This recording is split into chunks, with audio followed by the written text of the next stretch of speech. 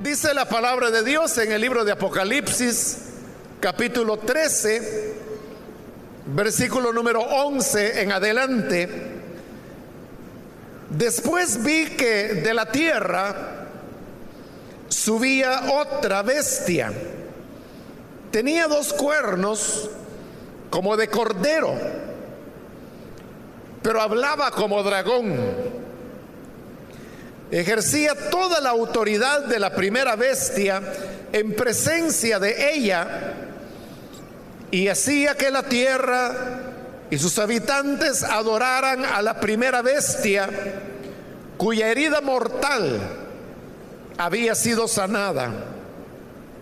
También hacía grandes señales milagrosas, incluso la de hacer caer fuego del cielo a la tierra, a la vista de todos.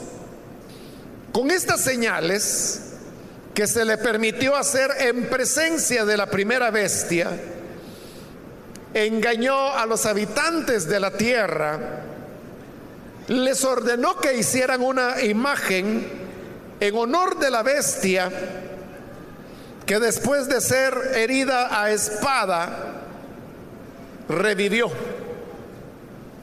Se le permitió infundir vida a la imagen de la primera bestia para que hablara y mandara matar a quienes no adoraran la imagen. Además logró que a todos, grandes y pequeños, ricos y pobres, libres y esclavos, se les pusiera una marca en la mano derecha o en la frente, de modo que nadie pudiera comprar ni vender a menos que llevara la marca, que es el nombre de la bestia o el número de ese nombre. En esto consiste la sabiduría. El que tenga entendimiento, calcule el número de la bestia, pues es número de un ser humano: 666. Hasta ahí, hermanos, dejamos la lectura. Pueden tomar sus asientos, por favor. Hermanos, continuamos en esta ocasión el estudio de este capítulo 13 de Apocalipsis, en el cual aparece y se narra la visión de las 2 bestias. La primera bestia, vimos al inicio de este capítulo 13 que surgía del mar, y ahora estamos viendo la aparición de la segunda bestia, la cual salía de la tierra. Recordemos que este capítulo 13 es la continuación del capítulo 12, donde encontramos cómo el dragón, es decir, Satanás, había sido frustrado en sus intentos, en primer lugar, de devorar al hijo de la mujer tan pronto como naciera. Luego su intento de tratar de destruir a la mujer, lo cual tampoco puede. Y siendo que él ha fracasado en todos estos elementos, se le añade el hecho que es expulsado del cielo, de tal manera que él ya no puede ir y acusar a los hermanos. Así las cosas, él desciende a la tierra, porque en realidad es expulsado hacia la tierra, y entonces viene, dice, con gran ira, sabiendo que le queda poco tiempo, y viene para hacer guerra en contra del resto de la descendencia de la mujer, que sería el pueblo del Señor todavía sobre la tierra. Y así es como en esta persecución es que hemos visto surgir a la primera bestia. Esta primera bestia, le dije, es la que popularmente recibe el nombre de el anticristo, aunque hablando estrictamente la Biblia le da el nombre de bestia. Y es cierto que en las cartas de Juan se habla de un anticristo que viene, pero que al mismo tiempo se dice que muchos anticristos han surgido ya.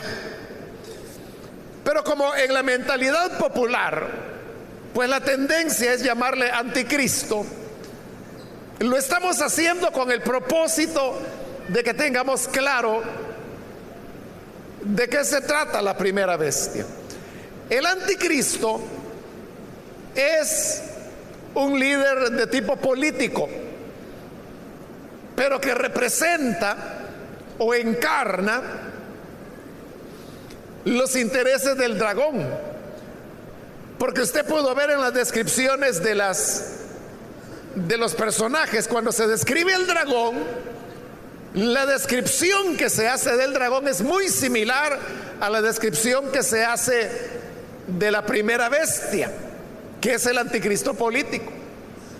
Y no solamente hay mucho parecido entre el dragón y la bestia, sino que también dice que el dragón le entregó todo su poder, de tal manera que la bestia, la primera bestia o anticristo, viene a ser como el representante plenipotenciario de Satanás. Pero ahora aparece la segunda bestia. Esta segunda bestia es a la que se le da el nombre de el falso profeta. Esta segunda bestia sí es ya un dirigente religioso, pero vamos a aclarar durante esta enseñanza de qué tipo de religión estamos hablando. Pero antes, hermanos, quiero hacer como una explicación, un marco de referencia para que podamos entender cuál es el papel y por qué aparece esta segunda bestia, que a diferencia de la primera tiene un origen distinto, porque la bestia política surge del mar, y dijimos que en el libro de Apocalipsis las aguas del mar representan las naciones, sobre todo las naciones cuando éstas están en convulsión. En cambio, la segunda bestia o el falso profeta surge de la tierra, y eso habla que su origen es terreno, y eso establece una diferencia con el verdadero enviado de Dios, que es el Señor Jesucristo, el cual descendió de los cielos. Es diferente el Hijo de Dios que descendió de los cielos al falso profeta que surge de la tierra. Si Jesús descendió del cielo, significa que su origen es celestial, es divino. Pero si el falso profeta surge de la tierra, significa que su origen es terreno. Ahora, como le dije, quiero darle un marco de por qué está ocurriendo esto. En la segunda carta a los Tesalonicenses, en el capítulo 2, hay allí algunos versículos que se anticipan a hablar de estos hechos que ahora estamos viendo con mayor claridad en este libro de Apocalipsis. En segunda de Tesalonicenses, en el capítulo 2, yo se lo voy a leer. En el versículo 7 se nos dice: porque ya está en acción el misterio de la iniquidad. Solo que hay quien al presente lo detiene hasta que él a su vez sea quitado de en medio. Estas palabras de Segunda de Tesalonicenses están dentro del contexto precisamente de la aparición del inicuo. Porque en el versículo 3 de este mismo capítulo de Segunda de Tesalonicenses dice: nadie os engañe en ninguna manera, porque no vendrá el día del Señor sin que antes venga la apostasía y se manifieste el hombre de pecado, el hijo de perdición. Ese hombre de pecado o hijo de perdición es la primera bestia, que luego dice en el versículo 4, el cual se opone y se levanta contra todo lo que se llama Dios o es objeto de culto, tanto que se sienta en el templo de Dios como Dios, haciéndose pasar por Dios. Esa es la abominación de desolación que menciona primeramente Daniel y que se cumplió con Antíoco Epífanes, como lo he explicado varias veces, pero que luego el Señor retoma el pasaje de Daniel y lo proyecta hacia el futuro. Entonces viene una nueva abominación de desolación y será por la primera bestia. Entonces, hablando de este hombre de pecado o hijo de perdición, es que se nos dice que ya está en acción el misterio de la iniquidad, solo que hay al presente quien lo detiene, y cuando este que lo detiene sea quitado, entonces se va a manifestar en toda su plenitud. Pero ¿a qué se refiere aquí la Escritura cuando habla del misterio de la iniquidad? El misterio de la iniquidad, hermanos, es, como su nombre lo indica, en primer lugar, un misterio, es decir, no está claramente revelado al hombre, y es de iniquidad porque la operación de este misterio tiene como propósito la iniquidad. Se lo voy a decir rápidamente. El misterio de iniquidad es aquella acción por medio de la cual Satanás imita todo lo de Dios. Entonces vea, es importante entender que el arma más eficaz que Satanás tiene en contra de la iglesia, del evangelio, de Dios mismo, no es un ataque frontal. Si usted cree que el peor enemigo que puede enfrentar Dios o el evangelio es el ateísmo, está muy equivocado. Eso realmente no es un gran problema. Habrá personas convencidas de su ateísmo, sobre todo los ateos consistentes, porque hay diversas formas de ateísmo, pero hablando de los ateos consistentes, obviamente ellos tienen su entendimiento enceguecido, ellos no van a creer en el Señor. Pero esa no es la principal arma de Satanás. La principal arma es el misterio de la iniquidad. Y el misterio de la iniquidad, en lugar de negar a Dios y en lugar de atacar al evangelio, hace una cosa mucho más diferente, y es que imita, reproduce todo lo que Dios hace. Eso es mucho más peligroso y a Satanás le ha resultado mucho más efectivo. Le pongo un ejemplo para que lo entendamos. Ejemplo que está en la Escritura. Cuando Moisés es enviado a Faraón con el mensaje que el Señor le ha dado, que es: deja ir a mi pueblo, Moisés va acompañado de su hermano Aarón.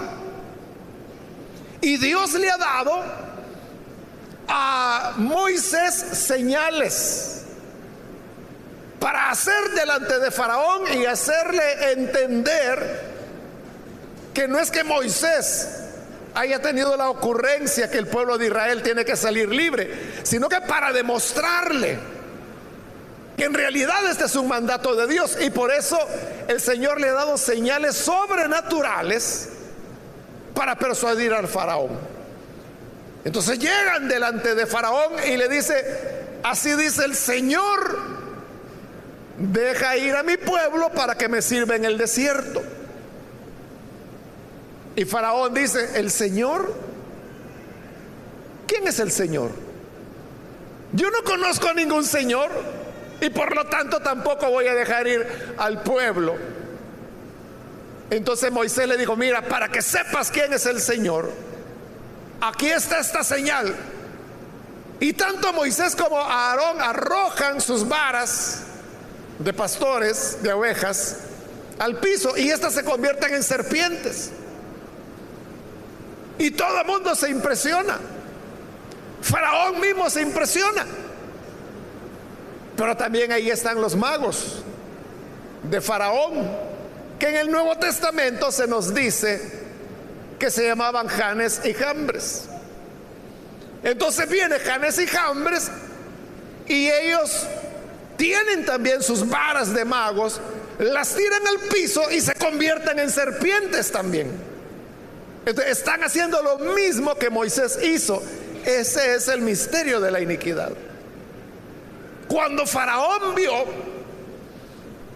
que la señal que Moisés traía la podía hacer sus magos, Janes y Jambres, entonces no creyó, porque se trata de lo mismo, es cuestión de magos. De la obra sobrenatural de Dios quedó anulada por la imitación que Satanás hacía. Pero eso no solamente ocurrió en esa oportunidad. Cuando Moisés convierte el agua en sangre, Janes y Jambres hacen lo mismo. Cuando Moisés hace que del polvo de la tierra surcan tábanos, Janes y Jambres hacen lo mismo. Cuando Moisés hace que del agua salga multitud de ranas y que llenen el imperio, Janes y Jambres hacen lo mismo. Obviamente Janes y Jambres hacían eso por un poder satánico. Pero entonces note, es como una competencia, ¿no? Que lo que Dios hace lo imita Satanás. Lo que Dios hace lo imita Satanás. Y Moisés daba otro paso y Janes y Jambres lo imitaban. Hacía una nueva señal Moisés, Janes y Jambres la reproducían. Ese es el misterio de iniquidad. Porque cada vez que Satanás imita lo de Dios, entonces anula la efectividad de la obra de Dios, porque él está haciendo lo mismo. Claro, llegó un momento en que dice la Escritura que Moisés hizo una señal y Janes y Jambres ya no la pudieron hacer. Y de ahí en adelante ya no pudieron hacer ninguna de las otras señales que Moisés continuó haciendo.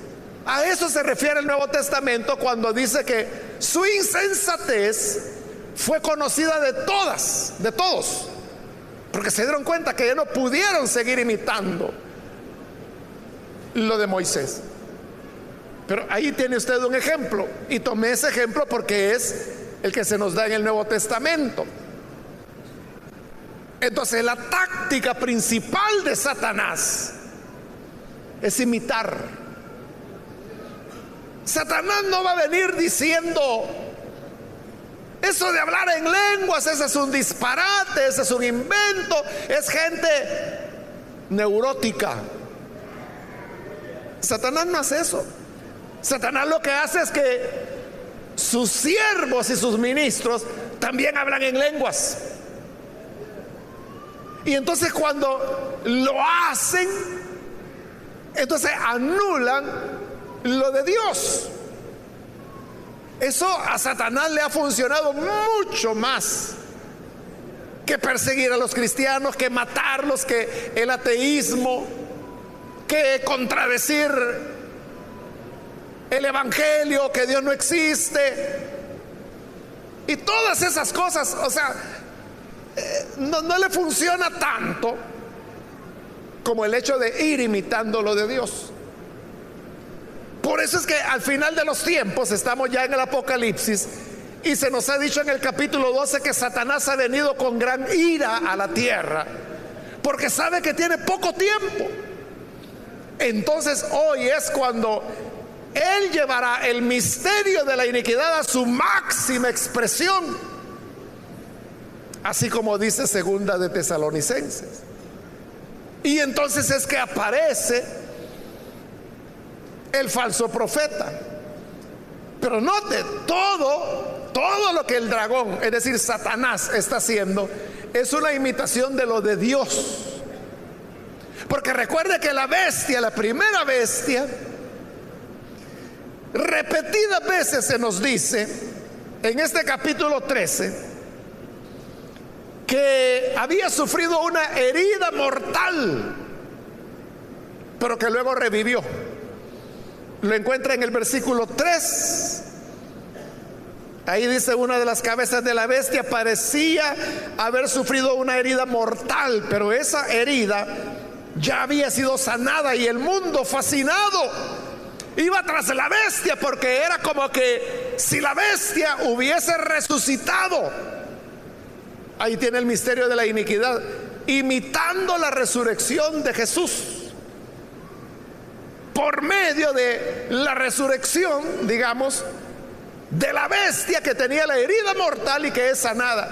Eso de la herida mortal no solo aparece en el versículo 3 que acabo de citar, también aparece en el versículo 12. Hoy lo leímos. En la parte final del versículo 12 dice: adoraron la primera bestia cuya herida mortal había sido sanada. Al final del versículo 14, que también lo acabamos de leer, dice que le hicieran una imagen en honor de la bestia, que después de ser herida a espada revivió. Ahí dice claramente que revivió. Entonces es una imitación de la resurrección de Cristo. Pero ahora note algo más. El dragón dice que le entregó todo su poder a la primera bestia. Está imitando lo que el Padre hizo con el Hijo, porque en Efesios y en Colosenses la Escritura afirma que en el Señor Jesús habita corporalmente la plenitud de la deidad. Es decir, todo su poder, su gloria, el Padre se lo entregó a su Hijo. Y hoy, ¿qué está ocurriendo aquí? El dragón le está entregando todo su poder a la primera bestia. Pero ahora surge la segunda bestia, o falso profeta. Otra vez es una imitación de Dios, porque Dios es una Trinidad. Entonces Satanás también tiene su Trinidad diabólica, que está formada por el dragón, por el anticristo y por el falso profeta. Es la Trinidad satánica. Es decir, está imitando todo lo de Dios. Y por eso es que este falso profeta se presenta imitando lo de Dios. Veamos versículo 11. Después vi que de la tierra, y ya comentamos eso de la tierra, subía otra bestia. Tenía 2 cuernos como de cordero. Es decir, esta bestia, la segunda, es muy diferente a la primera y diferente al dragón, porque el dragón era un monstruo. La bestia también, con 7 cabezas, con 10 cuernos. con apariencia que era una combinación de león, de oso, de leopardo. Pero el falso profeta no parece un monstruo, todo lo contrario. Dice que su apariencia era de cordero, era un corderito. Tenía 2 cuernos como cualquier cordero. Entonces el falso profeta es el cordero de Satanás. Así como Dios también envió su cordero a la tierra, Satanás enviará su cordero también a la tierra. Su apariencia era de cordero, pero dice el versículo 11, pero hablaba como dragón. Se le veía como cualquier cordero, mas cuando hablaba, su voz era de dragón. Y no solamente se refiere ahí al tono o al timbre de la voz, sino que se refiere a lo que decía, a su enseñanza, era diabólica. Entonces el cordero de Satanás es un falso profeta, y que lo que viene a enseñar es puramente la mente y el corazón de Satanás. Versículo 12, ejercía toda la autoridad de la primera bestia en presencia de ella. Entonces vea, es que el dragón, o sea Satanás, le entregó todo su poder a la bestia, a la primera, al anticristo. Y dice que el falso profeta ejercía su poder delante de la primera bestia, es decir, dependía de la primera bestia. Es como en escalas, ¿no? Que el dragón le da poder a la primera bestia, y la primera bestia le da a la segunda. Siempre en el versículo 12, y hacía que la tierra y sus habitantes adoraran a la primera bestia, cuya herida mortal había sido sanada. O sea, la primera bestia que a imitación de Jesús había resucitado, o al menos así lo había aparentado, no era propiamente una resurrección, era una simulación de una resurrección. Entonces, el falso profeta mandaba que lo adoraran. Pero ahora recuerde quién es la primera bestia. Le dije, es una bestia política. Y dice que el falso profeta mandó que lo adoraran a él. Pero él es un hombre. Él es un hombre. Es decir, que el falso profeta no es alguien que va a venir hablando acerca de Dios o presentándose como Dios. No, lo que hará es mandar a todos los habitantes de la tierra que adoren a la bestia. Esto, hermanos, se entiende mejor si volvemos ahí a segunda de Tesalonicenses. Ya se lo leí, pero se lo vuelvo a leer. En el versículo 4, hablando de ese hombre de pecado, de ese hijo de perdición, dice, el cual se opone y se levanta contra todo lo que se llama Dios. Se opone a todo lo que se llama Dios. Se levanta contra todo lo que se llama Dios o que es objeto de culto. La religión del falso profeta y consecuentemente del anticristo no es una religión que tenga a Dios en cuenta. Al contrario, es la religión del hombre. Y esto nos ayuda, hermanos, a aclarar algunas creencias populares que la gente tiene, pero que no tienen ninguna base bíblica.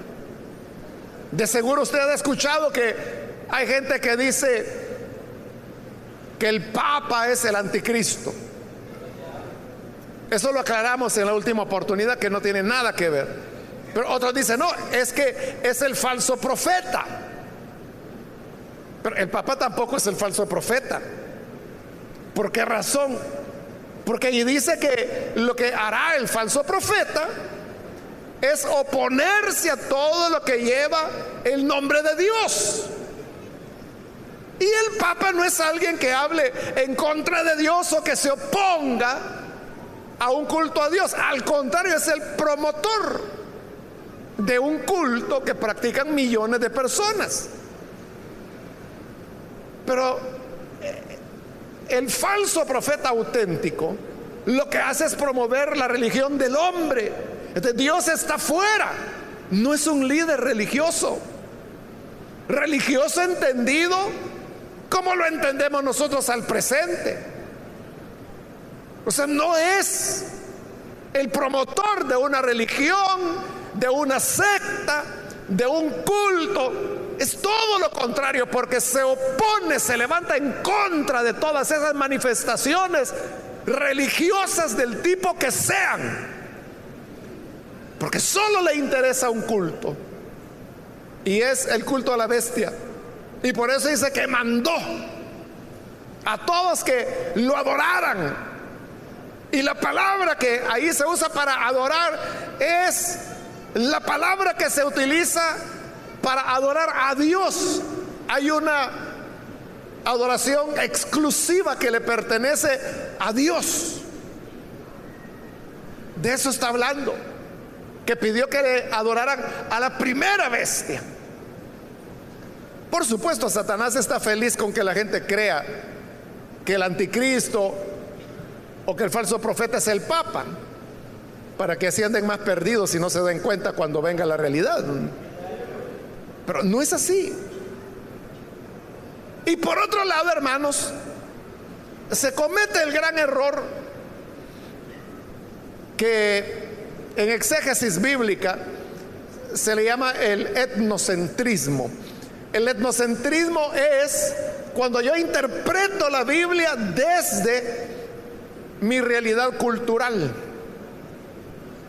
Entonces, como nosotros estamos embebidos en Latinoamérica de catolicismo romano, lo leemos y queremos interpretar la Biblia en base a nuestra realidad. Pero recuerde usted que la Biblia no se escribió en Latinoamérica. La Biblia fue hecha en el Medio Oriente. Y para el Medio Oriente, o aún para el resto de la humanidad que no vive en el hemisferio oriental occidental del planeta, que es donde nosotros vivimos, pero la mayor parte de la humanidad no vive en este hemisferio, sino que vive en el hemisferio oriental. Ahí está la mayoría de la población humana. Ahí el catolicismo romano es minoritario, y en algunos lugares ni siquiera hay. Entonces, ¿cómo cree usted que esos cristianos hoy en día en esos lugares interpretan pasajes como este? Porque tienen una realidad diferente, pero con una ventaja: que están del lado del mundo donde esta escritura fue escrita. Entonces, aquí la gente se centra en el tema del Papa porque es lo que corresponde a nuestra cultura. Pero yo le pregunto, ¿usted sabe cómo se llama el patriarca ortodoxo? El patriarca de la Iglesia Ortodoxa rusa. ¿Usted sabe cómo se llama? Que vendría siendo como un equivalente al Papa, y que tiene millones de seguidores en los países, bueno, comenzando desde Europa Oriental, donde ya la iglesia ortodoxa es predominante. Ahí ya no predomina ni las iglesias evangélicas, ni las iglesias protestantes, ni la iglesia católica. Desde el año 1000, cuando se produjo lo que se llamó el Gran Cisma. Entonces, esa es la iglesia oriental, son las iglesias ortodoxas, que no son ni católicas, ni protestantes, ni evangélicas, y que tienen su propia estructura de organización, y que tienen la figura del patriarca, que no es exactamente igual que el papa, porque la Iglesia Católica, por ejemplo, considera al papa infalible. Dentro de la Iglesia Ortodoxa no. Ellos dicen el patriarca es el mayor entre los hermanos. Entonces, es un hermano, pero mayor, pero no le dan infalibilidad. Por eso yo le pregunto, ¿usted sabe cómo se llama? ¿O cómo se llama el patriarca de la Iglesia Ortodoxa griega, que también tiene millones de seguidores? No sabe. ¿Ya vio? Pero si usted viviera allá, pensara de otra manera. ¿Y qué decir de los países asiáticos, donde el cristianismo es minoritario o inexistente? ¿Cómo el cristiano chino interpreta las escrituras? ¿O cómo lo hace el cristiano japonés, que son unos poquititos? Japón es uno de los países donde más cuesta que el evangelio avance. Entonces se da cuenta, eso es lo que se llama etnocentrismo, que porque yo vivo en el occidente y porque aquí, y por tradiciones históricas y por historietas de YouTube me han hecho pensar que la bestia o que el falso profeta es el papa, no significa que esa sea la interpretación correcta, porque hay todo un planeta, y le repito, la mayor parte de la humanidad no está aquí de este lado, están allá. Y donde más está creciendo el cristianismo ya no es en Latinoamérica, es en África. De allá está ahora el avivamiento. Por eso es que no debemos darle credibilidad a ese tipo de inventos, porque son inventos de la gente. Versículo 13. También hacía grandes señales milagrosas, incluso la de hacer caer fuego del cielo a la tierra a la vista de todos. El falso profeta también hace o hará milagros extraordinarios, como hacer caer fuego del cielo a la vista de todos. Y no es charlatanería, no son trucos, no son efectos visuales o ilusiones ópticas, porque Satanás puede hacerlo. Se recuerda cuando Dios, allá en el libro de Job, Dios le dio permiso a Satanás para que le quitara todos sus bienes a Job, y allí andaba el ganado de Job en el campo, y este ganado es destruido, y solo escapa uno de los pastores de Job y sale corriendo para darle la noticia a Job. Pero ¿cuál es la noticia? ¿Qué le dice el criado a Job que ocurrió? Le dice: andábamos en el campo apacentando al ganado, y vino fuego del cielo y los consumió. El fuego destruyó todo el ganado. ¿De quién era ese fuego que descendió del cielo y que destruyó el ganado? Carbonizó el ganado de Job. ¿Era Dios quien lo enviaba o era Satanás? Era Satanás. Entonces vea, él puede hacer descender fuego del cielo, pero como aquí él sabe que ya tiene poco tiempo, entonces hoy aquí va con todo, como decimos, ¿no? Va con todo. Por eso es que el falso profeta hará descender fuego del cielo. Y por eso ay de aquellos que toman como prueba de la verdad las experiencias o lo sobrenatural. La prueba de la verdad nunca es la experiencia. O sea, porque usted puede decir: mire, cuando yo fui a ese lugar, que quizás es una secta, pero mire, yo sentí ahí en ese lugar una cosa helada que me bajaba por la columna y sentí que se me paraban los cabellos. Usted puede tener la experiencia que quiera, pero eso no significa que eso sea de Dios. Porque la prueba de la verdad no es la experiencia. La prueba de la verdad es la palabra del Señor. Pero la gente no está acostumbrada a eso. La gente anda en busca de experiencias. La gente anda en busca de novedades. La gente se ha hecho milagrera. Con eso yo no estoy diciendo, hermanos, que no exista la sanidad divina, que no existan los milagros auténticos del Señor. Por supuesto que sí. Lo que estoy diciendo es que esas manifestaciones no son prueba de la verdad. Lo que estoy diciendo es que la prueba de la verdad es la Escritura.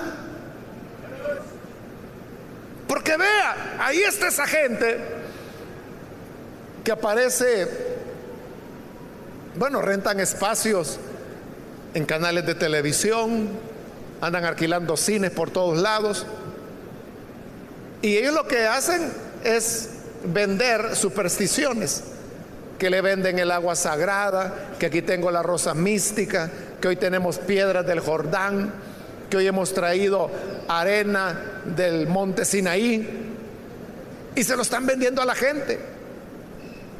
Es una mezcla de elementos bíblicos con supersticiones, con hechicerías, con esoterismo. Pero vea, la gente que va ahí, usted los puede ver.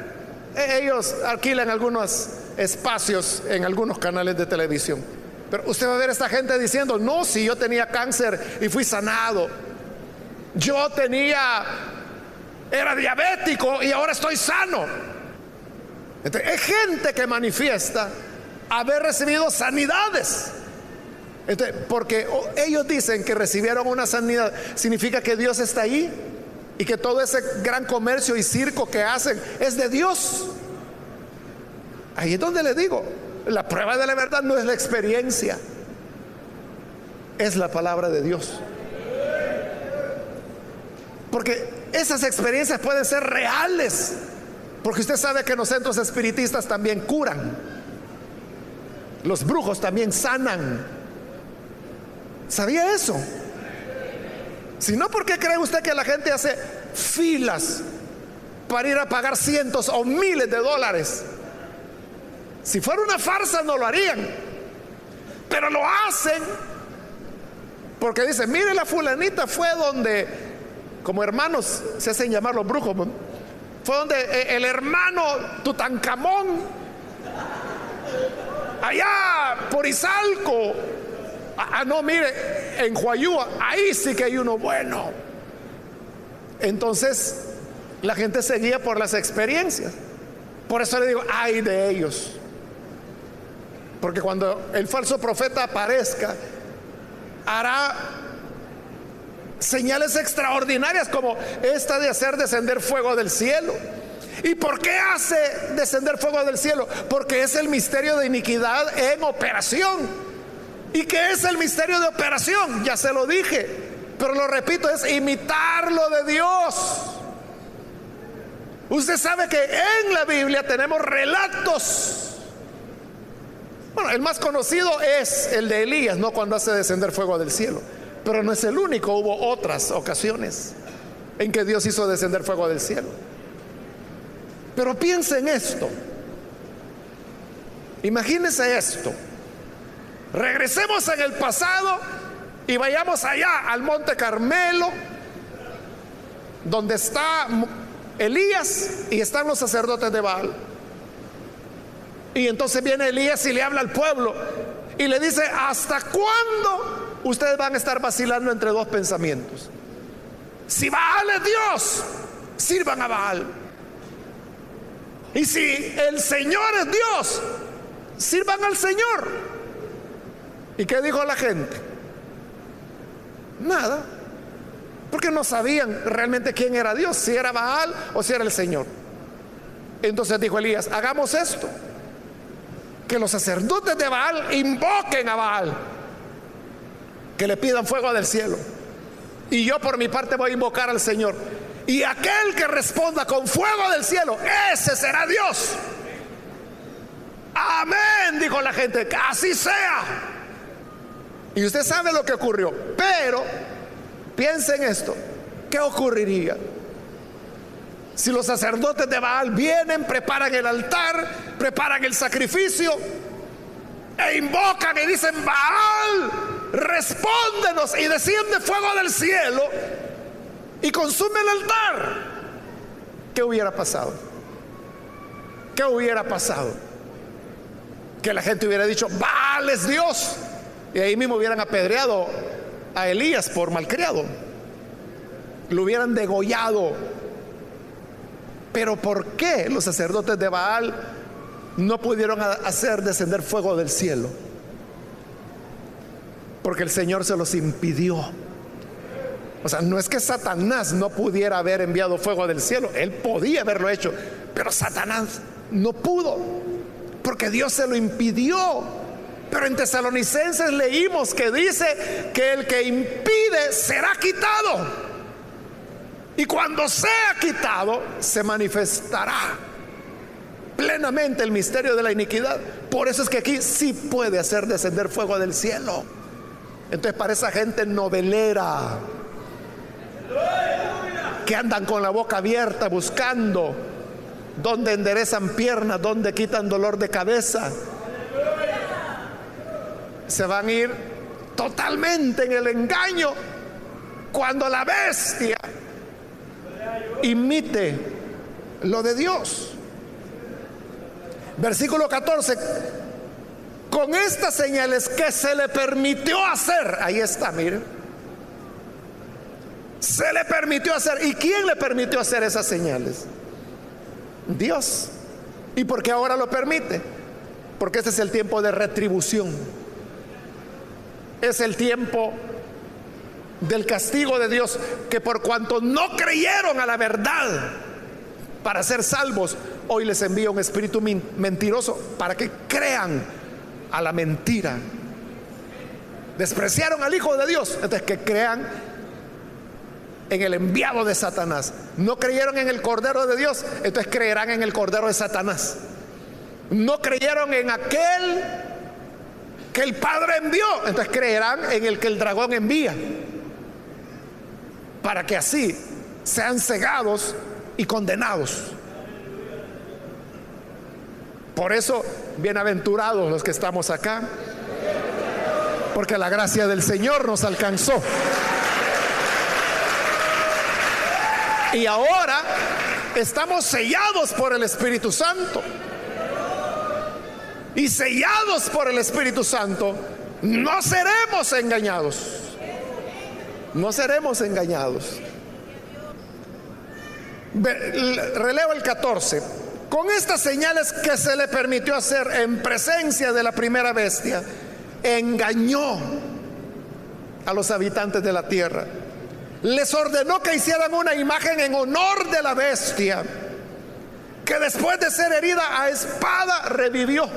O sea, la falsa resurrección. Entonces manda que se le haga una imagen. ¿Y por qué hace una imagen? Porque Dios ha dicho en su palabra: no te harás imagen alguna de lo que está arriba en el cielo, ni debajo de la tierra, ni le rendirás adoración. Pero como Satanás es el adversario, manda que le hagan una imagen. Y no solo eso, dice el versículo 15: se le permitió que el falso profeta infundiera vida a la imagen de la primera bestia para que hablara y mandara matar a quienes no adoraran la imagen. Entonces vea, ahí es el misterio de iniquidad. Porque así como Dios tomó el cuerpo del hombre hecho del polvo y le sopló vida y llegó a ser un ser viviente, el falso profeta también le dará vida a la imagen. Y dice que la imagen hablará. ¿Por qué? Porque Satanás quiere contradecir a Dios. Porque la Biblia dice que los ídolos, las imágenes, tienen ojos y no ven, tienen oídos y no oyen. tienen boca y no hablan. Pero esta imagen sí va a hablar. Esta imagen sí va a hablar. Note el carácter de Satanás, oponiéndose a todo lo de Dios, pero oponiéndose por medio de la imitación. ¿Y qué es lo que va a hablar la imagen? Mandará a matar a todo el que no la adore. Versículo 16. Además logró el falso profeta que a todos, grandes y pequeños, ricos y pobres, libres y esclavos, se les pusiera una marca en la mano derecha o en la frente, de modo que nadie pudiera comprar ni vender a menos que llevara la marca, que es el nombre de la bestia o el número de su nombre. La famosa marca que la gente dice del anticristo, pero realmente es del falso profeta, como usted está viendo ahí. Pero como lo dijimos cuando vimos allá por el capítulo 6, me parece, que Dios sella a los suyos. O sea, porque la gente le ha puesto mucho énfasis a este sello del falso profeta, en la frente o en la mano derecha, dice, pero no habla del sello en la frente de los escogidos de Dios. Es más, ni siquiera toma en cuenta el versículo que sigue, el versículo 1 del capítulo 14, donde se va a hablar de los 144,000 que llevan escrito en la frente el nombre de Cristo. Hermanos, todos los que estamos aquí tenemos en nuestras frentes el sello de Dios, el nombre de Dios. Somos propiedad de Él. Amén. Pero yo le digo, muéstreme su sello. Quiero ver su sello. No es algo que usted ande tatuado en la frente, porque Apocalipsis dice que fue en las frentes, y el versículo 1 del capítulo 14, que es el que sigue, dice que los seguidores de Cristo tenían el nombre de Cristo escrito en las frentes. Enséñemelo donde lo tiene usted. No se ve, ¿verdad? Entonces, no estamos hablando de una marca que sea visible. Entonces, ¿de qué estamos hablando? ¿Cómo yo sé que usted pertenece a Cristo? ¿Cómo yo lo sé? Jesús lo dijo: el árbol por sus frutos se conoce. Entonces, como yo no puedo leer el sello que está en su frente, ese solo es del conocimiento y visible solo para Dios. Pero yo, ¿cómo puedo saber que usted es un hijo de Dios, una hija de Dios? Por sus frutos. Por sus frutos los conocerán, dijo el Señor. Entonces, ¿cómo yo sé que usted tiene el sello? Porque veo su vida, que su vida está alineada con los deseos de Dios. Entonces, ¿en qué consiste el sello del falso profeta? Consiste en que esas personas van a tener su vida alineada con Satanás, pero no significa que lo van a tener en la frente literalmente.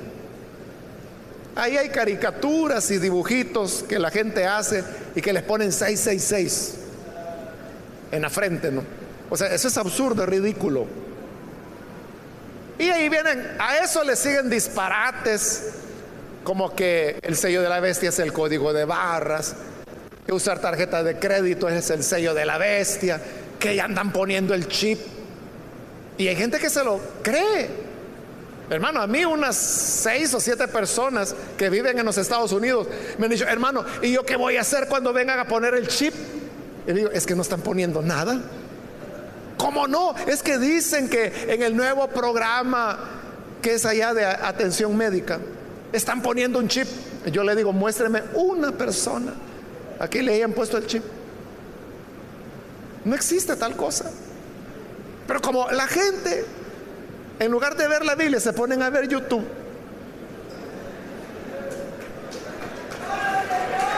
es la realidad. Entonces andan creyendo cualquier disparate, que cualquier chiflado ponga allí. Pero en realidad el sello de la bestia no será visible, como no es visible el sello de Cristo, sino que se reconoce por los frutos.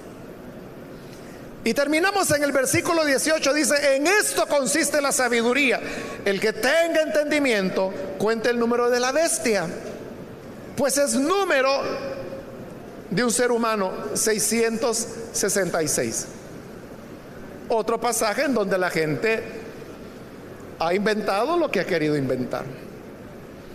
Y como bien lo dijo Domingo Fernández, es un escritor de un comentario muy práctico del libro de Apocalipsis. Entonces, él dice en su libro que el número 666 se le ha adjudicado a 666 personas a lo largo de la historia, ¿no? Y yo le aseguro, hermano, que deme su nombre y yo le arreglo su nombre de tal manera que a usted le va a salir 666. Sí, no importa cómo se llame. Si se llama Nepomuceno, como se llame, pero es solamente como yo coloco las letras de su nombre y me va a salir la cuenta 666. Así, de esa manera, que el anticristo era Nerón, que el anticristo era Calígula, que el anticristo era Hitler, que el anticristo era Yasser Arafat, personajes de la antigüedad y del presente. Pero ¿sabe qué es lo más tremendo? Que hasta los nombres de Dios suman 666. Y no me va a salir con que Dios tiene el sello del falso profeta. Entonces, eso de estar haciendo cálculos es un sinsentido, es un disparate. Y si usted me pregunta, ¿y entonces qué significa el 666? Hermanos, ahí lo dice el versículo, solo tiene que leerlo. Dice que el número de la bestia es su nombre, y es número, dice, de un ser humano. 666. Recuerde que los números en Apocalipsis tienen significado. El número 7 es el nombre de Dios. El número 8 es el número de un nuevo inicio, como la resurrección que ocurrió en el 8º día. El número 10 es el número de plenitud, y el número 6 es el número del hombre. Pero como es 666, es el 6 repetido 3 veces, y ahí lo está diciendo, que es número de un ser humano, porque la bestia será ser humano. Y ya dijimos que el culto del falso profeta no es religioso en el sentido que tenga que ver algo con Dios o con algún culto. No, es una religión, pero centrada en un hombre que se le considera superhombre. Y porque se le considera superhombre, es que el 6 está repetido 3 veces, 6, 6, 6. Pero nunca llega a ser 7 como el número de Dios. Eso es todo. Eso es todo. De ahí todo lo demás, que el chip, que la bestia, que el código de barras, que la Unión Europea y todos los disparates que la gente ha dicho a lo largo del tiempo, es eso, disparates. Entonces, el verdadero número de la bestia es la exaltación del ser humano por arriba de Dios, y como lo dice Segunda de Tesalonicenses, que ya se lo leí, se sienta en el trono de Dios, haciéndose pasar por Dios. Y por eso su nombre, que es su número, es 666, porque es como el humano llevado a su máxima expresión, pero, como le repito, incapaz de poder llegar al 7. Podrá ser 6, 6, 6, 6, 6, 6, 6, 6, 6, 6, 6, 6, y nunca podrá llegar al 7, porque el 7 le corresponde al Señor y nadie puede tomar su lugar.